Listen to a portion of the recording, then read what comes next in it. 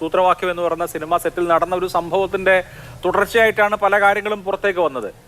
പോലീസിനെ സംബന്ധിച്ച്, dance staff സംഘത്തെ സംബന്ധിച്ച് അവരൊരു മയക്കുമരുന്ന് കച്ചവടക്കാരനെ ഫോളോ ചെയ്ത് അയാൾ എത്തിപ്പെട്ട സ്ഥലത്തേക്ക് ചെന്ന് അങ്ങനെ ഈ നടനിലേക്ക് എത്തുകയായിരുന്നു. അതാണ് ഈ ഡാൻസ് സ്റ്റാഫിന്റെ ആക്ഷന്റെ ഒരു പ്രിമൈസ് എന്ന് പറയുന്നത്. അതേസമയം തന്നെ ഈ സൂത്രവാക്യം എന്ന് പറയുന്ന സിനിമയിൽ മയക്കുമരുന്ന് ഉപയോഗിച്ച് ഈ നടൻ അപമര്യാദയായി പെരുമാറിയതിനെ കുറിച്ച് ആ സിനിമയിൽ അഭിനയിച്ച അഭിനേത്രിയുടെ പരാതിയുമുണ്ട്. അവർ ആ പരാതി ഔദ്യോഗികമായി പുഷ് ചെയ്യുന്നില്ലെങ്കിലും സിനിമാ സംഘടനകൾക്ക് പരാതി കൊടുത്തിട്ടുണ്ട്. ഒരു തൊഴിൽ യൂണിറ്റ് എന്നുള്ള നിലയിൽ അവിടെ ഈ ഡ്രഗ് അബ്യൂസ്, സബ്സ്റ്റൻസ് അബ്യൂസ് നടക്കുമ്പോൾ ഏതൊക്കെ തരത്തിൽ അതിനെ പ്രതിരോധിക്കാൻ കഴിയും? ആ പ്രതിരോധിക്കാനുള്ള ബാധ്യത ഇപ്പോൾ അതിലിപ്പോൾ ഒരു തൊഴിൽ സ്ഥാപനം എന്നുള്ള നിലയിൽ നമ്മൾ അതിനെ കണ്ടാൽ അതിന് ഉത്തരവാദപ്പെട്ട ആളുകൾ, അതിന് പ്രൊഡ്യൂസർ അടക്കമുള്ള ആളുകൾ ചെയ്യുന്നുണ്ടാകുമോ?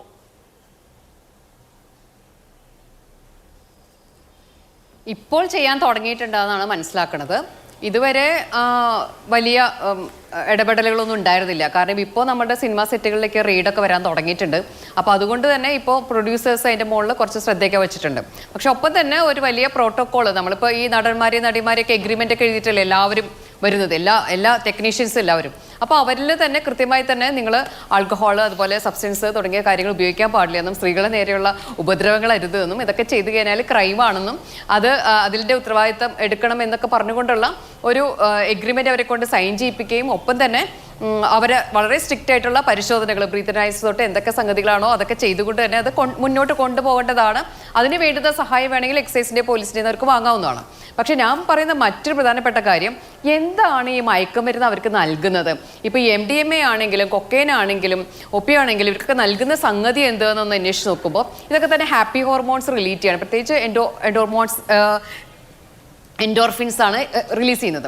അപ്പോൾ ഈ എൻഡോർഫോൺസ് റിലീസ് ചെയ്യണമെങ്കിൽ മനുഷ്യൻ എക്സസൈസ് ചെയ്താലും ഭക്ഷണം കഴിച്ചാലും സെക്ഷൽ ആക്ടിവിറ്റീസിൽ ഇടപെട്ടാലൊക്കെ ഉണ്ടാവുന്ന ഒരു പ്രത്യേക ഹോർമോണാണ്.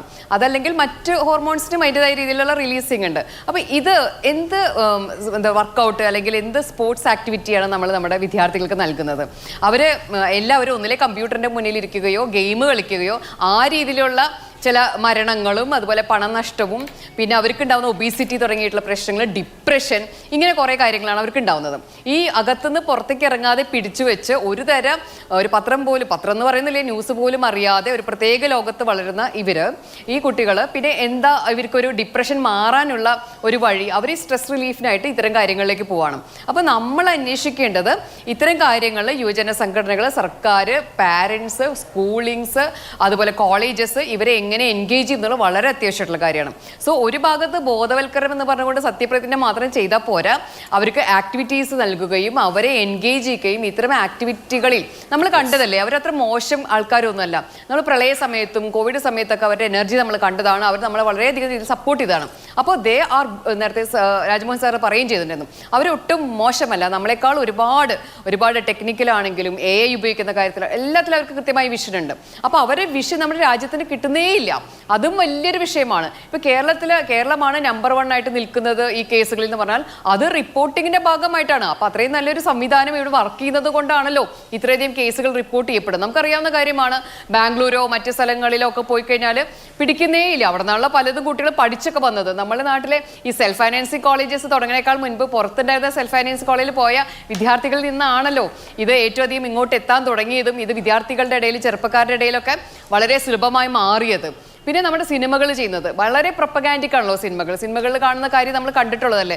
ഇപ്പം മാതാപിതാക്കൾക്ക് അറിയില്ല എന്താണ്. ഇപ്പം നമ്മുടെ ഭീഷ്മ എന്ന് പറയുന്ന സിനിമയിൽ തന്നെയല്ലേ ഒരു ഉപ്പാണോ ടച്ചിങ്സ് ആയിട്ട് ഉപയോഗിക്കണമെന്ന് സിദ്ദിഖ് ചോദിക്കുന്നത്, ഷൈനോട് തന്നെയാണ് ചോദിക്കണേന്ന് തോന്നുന്നു. അപ്പോൾ ചിരിക്കുകയാണ് കാണുന്നത്. ശരിക്കും അത് MDMA പൊടിയാണ് എന്ന് മനസ്സിലാവാതെ ആ തിയേറ്ററിൽ ആരും ചിരിക്കുന്നില്ല. കാരണം അത് ചിരിക്കുന്നവർക്ക്, അത് അറിയുന്നവർ വളരെ അപൂർവ ആൾക്കാർ മാത്രമാണ്. പക്ഷെ പിന്നത്തെ സിനിമകൾ വന്നപ്പോഴേക്കും വളരെ സ്വാഭാവികമായിട്ട് ഇതിനെ കാണിക്കാൻ തുടങ്ങുകയാണ്. അപ്പോൾ ഇതിൻ്റെ യൂസേജ് ഇതൊരു പ്രൊപ്പഗാൻഡിക് ആയിട്ട് മാറുന്നൊരു അവസ്ഥയുണ്ട് ഇവിടെ. അങ്ങനെ ഒരു പ്രചരണത്തിൻ്റെ ഒരു സ്പേസ് ആയിട്ട് സിനിമ മാറുകയും ചെയ്യുമ്പോൾ വളരെ നാച്ചുറലായിട്ട് ഇതിനെ നമ്മളുടെ നിത്യജീവിതത്തിലേക്ക് ഉള്ള എൻട്രി കൊടുക്കുകയാണ് ചെയ്യുന്നത്. അപ്പോൾ ഇത്തരം കാര്യങ്ങളിൽ പോലും നമ്മൾ കുറച്ചധികം സംഭവം ശരിയാണ്, നമ്മൾ കൂടുതൽ സ്വാതന്ത്ര്യങ്ങളുടെ മുകളിലേക്കാണ് പൂച്ചുവിലങ്ങുകൾ വെച്ചുകൊണ്ടിരിക്കുന്നത്. അതൊരു ജനാധിപത്യ സമൂഹത്തിന് ചേർന്നതല്ല എന്നൊരു ഒപ്പീനിയൻ ഉണ്ടെങ്കിലും ഇപ്പോൾ നിലനിൽക്കുന്ന പ്രശ്നങ്ങളെ സോൾവ് ചെയ്യാൻ വേണ്ടിയിട്ട് നമ്മൾ ചില കാര്യങ്ങളിൽ വളരെ കർശനമായിട്ട് മുന്നോട്ട് പോയേ മതിയാവൂ. അല്ല ഡെറ്ററന്റ് എഫക്ട് പേടിച്ചിട്ട് ആരും ഇപ്പൊ ഷൈനെ പിടിക്കും എന്ന് പേടിച്ചിട്ടൊന്നും ഷൈൻ ചെയ്യാതിരിക്കില്ല, അല്ലെങ്കിൽ മറ്റു ഷൈന്മാരും ചെയ്യാതിരിക്കില്ല. അപ്പൊ deterrent effect of law is very very very little. അതിന്റെ അപ്പുറത്തേക്ക് കടക്കാനുള്ള എല്ലാവിധ സംവിധാനങ്ങളും നമ്മുടെ നാട്ടിലുണ്ടല്ലോ, പാരലൽ സംവിധാനങ്ങൾ. അപ്പോൾ ഇത് രണ്ടിനെയും എങ്ങനെ കൊണ്ടുപോകണമെങ്കിൽ അവിടെയാണ് ഒരു ക്രിയേറ്റീവ് ഇൻപുട്ട്. അത് ചെറുപ്പക്കാരിൽ തന്നെ എടുക്കണം. ഇവിടെ നിന്നിട്ട് in your old age you want to change the youth, in your youth you want to change the world. അപ്പൊ ആ യൂത്തിനെ തന്നെ നമ്മൾ പിടിക്കണം, ആ യൂത്തിന്റെ നിർദ്ദേശങ്ങൾ എടുക്കണം. അവരെവിടെയാണ് നമ്മളുടെ യൂത്ത് പോളിസിയിൽ പോലും സംസാരിക്കുന്നത്? ഇല്ലല്ലോ.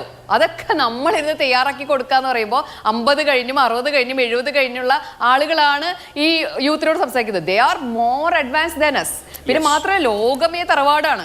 ലോകത്തിൽ എവിടെ നടക്കുന്ന ഒരു ചെറിയ സിനിമയാണെങ്കിലും ഒരു പാട്ടാണെങ്കിലും അത് ആ സമയത്ത് ഇവിടെ വൈറലാവാണ്. അപ്പോൾ അതിൻ്റെ അർത്ഥം അവിടെ നടക്കുന്ന എല്ലാ സംഗതികളും, ആ പാട്ടിനൊപ്പം തന്നെ അവിടുത്തെ ഡ്രഗ്സും അവിടുത്തെ സംസ്കാരവും ഇങ്ങോട്ട് വരുന്നുണ്ട്. സോ നല്ലതെടുക്കുകയും ചീത്ത തള്ളിക്കളയുകയും ചെയ്യാനുള്ള ഒരു വിവേചന ശക്തിയിലേക്ക് അവരെ വളർത്തണം. Where is our syllabus? എവിടെയാണ് നമ്മുടെ സിലബസിൽ അത്തരം കാര്യങ്ങളുള്ളത്? ഒരു മാർഷൽ ആർട്സ് പഠിക്കാൻ സിലബസ് പോലും ഇല്ലാത്ത നാടാണ് ജപ്പാനൊക്കെ. നോക്കൂ, മാർഷൽ ആർട്സ് പഠിക്കാത്ത ഒരു മനുഷ്യൻ പോലും അവിടെ ഇല്ല. അപ്പോൾ നമ്മൾ എന്താ ചെയ്യുന്നത്? അപ്പോൾ നമ്മളുടെ ഭാഗത്ത് നിന്ന് സ്വയം വിമർശനപരമായി ചിന്തിക്കേണ്ട സമയം അതിക്രമിച്ചിരിക്കുന്നു. യൂത്ത് ആണ് ഇന്ന് നമ്മളുടെ രാജ്യത്തിന്റെ ഭാവി.